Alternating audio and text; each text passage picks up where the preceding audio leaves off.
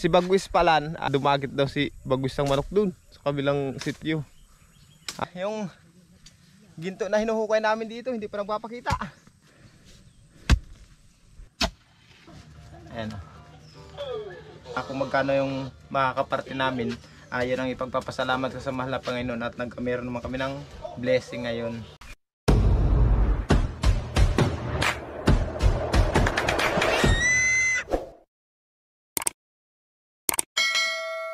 Mga kasinag, good morning. Isang pinagpalang araw po sa ating lahat ngayon mga kasinag. Ngayon pala mga kasinag, andito kami kay Tio Mando.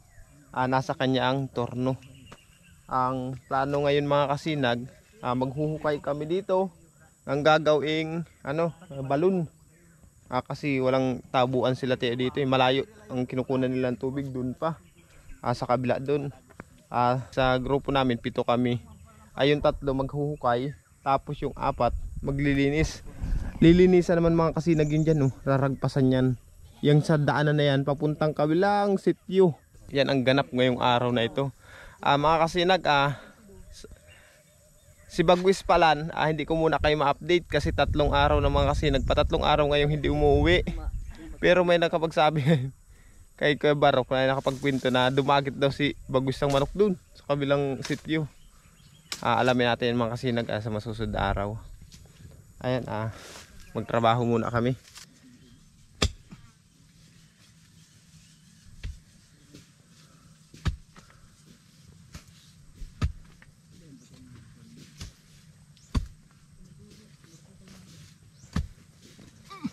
Wala pa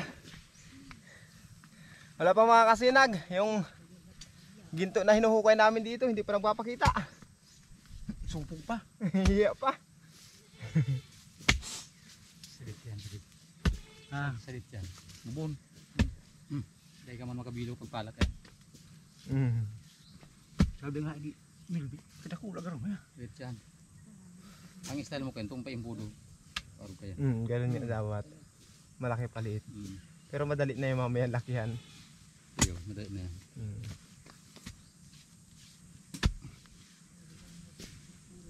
Yaw na pa na ang pikong iyan. Tigahanap ko duman. Siya nagdara kanig di. Nagaro ako. Kamu makinig ko doon sa imo. Naglag bakal kabako.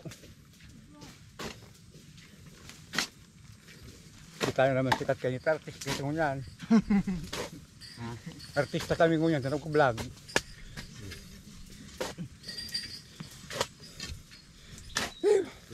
Pwede kita daga. Kaya umita pagharapin mo.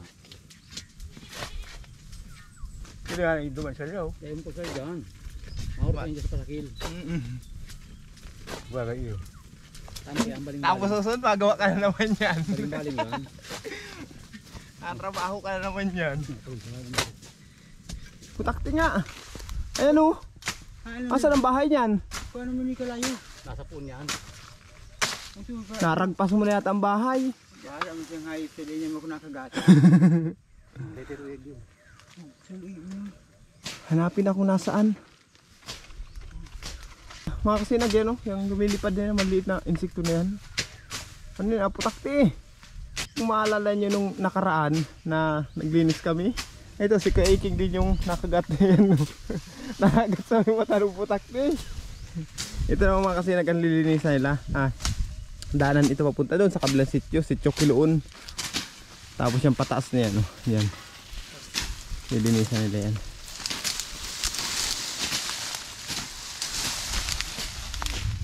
Yo, putakti. Ayos ang palinis-linis niya, nagkakagulo na yung putakti. Hindi wala kikita. Umutot hindi nakagat.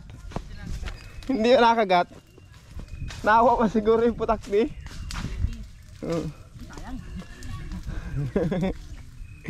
Ayun mga kasinag, maghukay naman tayo.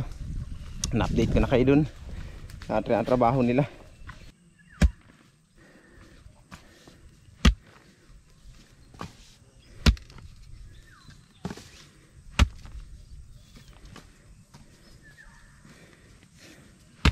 Medyo malambot na mga kasinag. Nawala na yung ugat.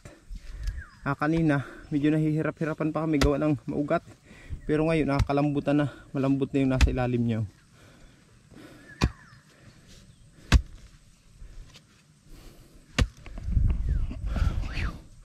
Kapanghina rin.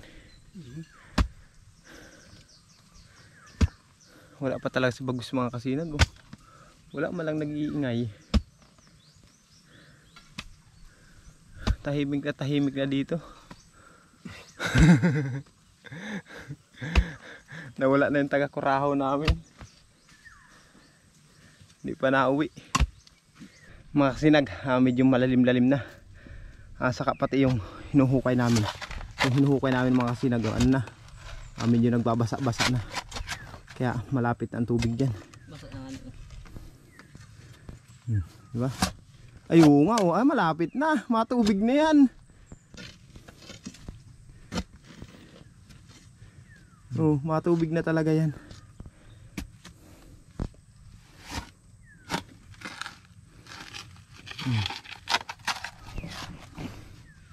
Malapit na mga kasinag, masilayan ang tubig ng buhay.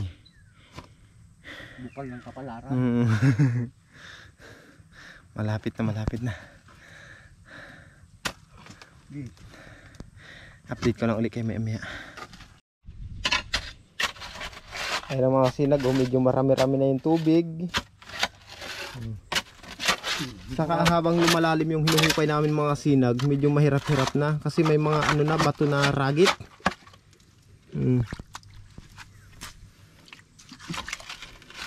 Kaya medyo maano na sa kamay.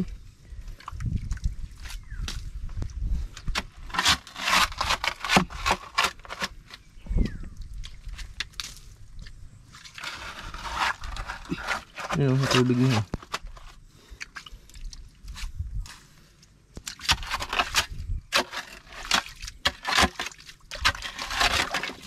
Mamaya sigurado nito mga kasi nagbasa na. Basa na kayo pag hukay dyan. Hasta ngayon hindi pag-ano. Kasi ang tubig ganyan pa lang. Oh. Diba? Napakababaw lang ng tubig dito.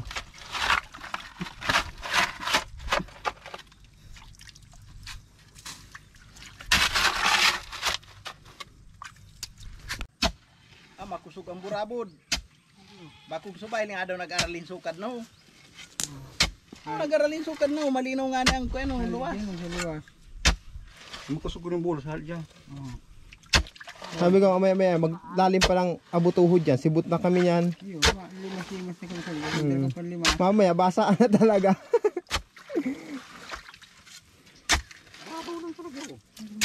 Malinaw pa daw ang bulutan tubig ito sa kanto, lingaw. Mga kasinag, merienda muna. Ito ang meriendahan namin ngayon. Ayan oh, supas. Kung pag ito nagkataon sa kuryente. Supas na may sabaw. Dito kasi sa Bicol mga sinag, supas yung sortidos. Supas na may sabaw. Yan ang meriendahan namin ngayon. Tama naman tayo. Merienda muna. Yung trabaho na ito talagang bumanat ang bumabanat. Pitoy ang pitoy na dakula ang pitoy. Ano pitoy?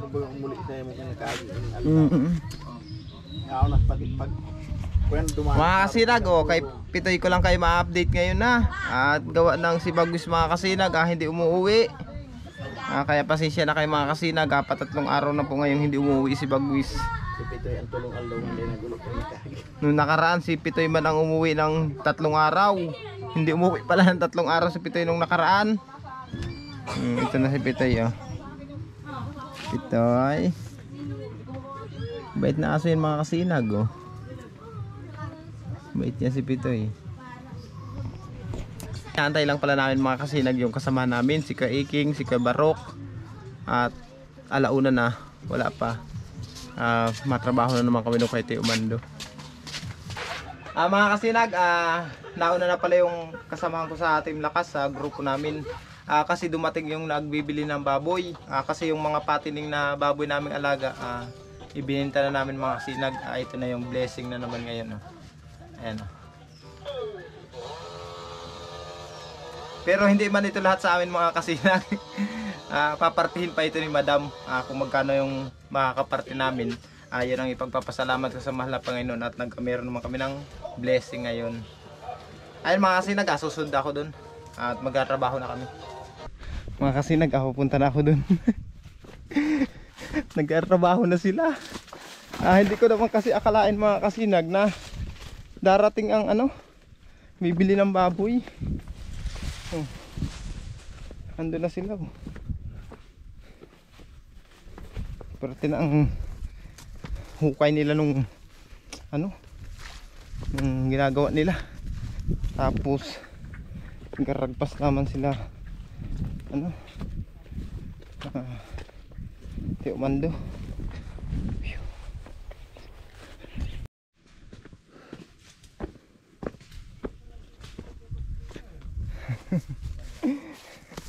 Ayan ang mga sinag.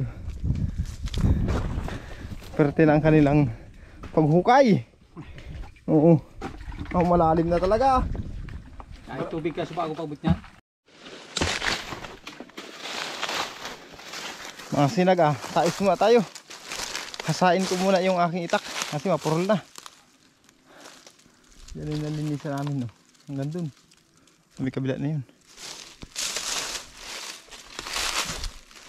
Ipakita ko naman yung ginagawa ng tatlo dito. Tingnan natin mga kasinag kung maganda na yung hukay. Tingnan natin kung malinaw na ang tubig. Yun mga kasinag, natapos na ang pagsubok ngayong maghapon. Yun pala si Pitoy. Ayun, kung makakita nyo mga kasinag. Pitoy! Choy! Choy! Pitoy! Pitoy!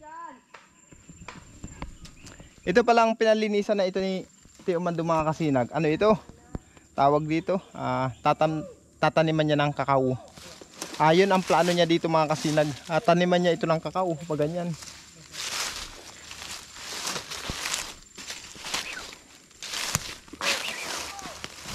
Halina kayo mga kasinag. At tayo magmerienda. Yung pinakita ko sa inyong kambing dati mga kasinag sa vlog ko. Yung kambing noon na maliit pa. Ngayon malaki na. Ito na mga kasinag yung kambing.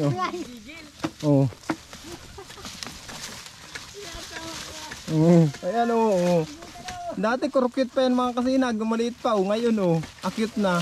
Yan magpa-practice ng manuag.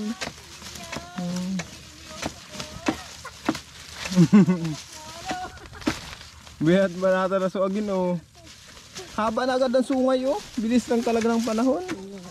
Uy, halika nga dito, humarap ka muna dito sa camera. Huy. Ayaw. Arin! Ay, kano naman. Nagpa-practice yan. Dito ka. Hoy, dito ka. Yan. Harap ka muna. Yan. So agad tayong dalawa. Tak mo mula ba yan kayan.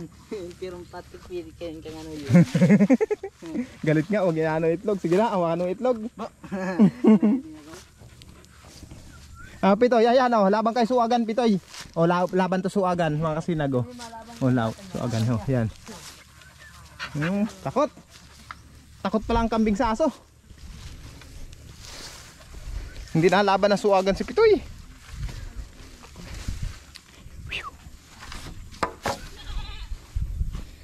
Mehe daw, mehe. Mga kasinag, pahinga muna tayo magmerienda. Mga kasinag, kakatapos lang namin magmerienda.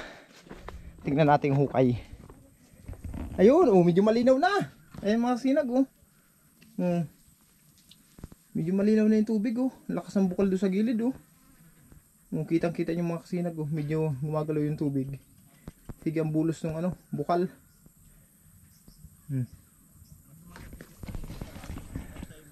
Ayos na mga kasinag, nakapaghukay na tayo, nakapaglinis pa.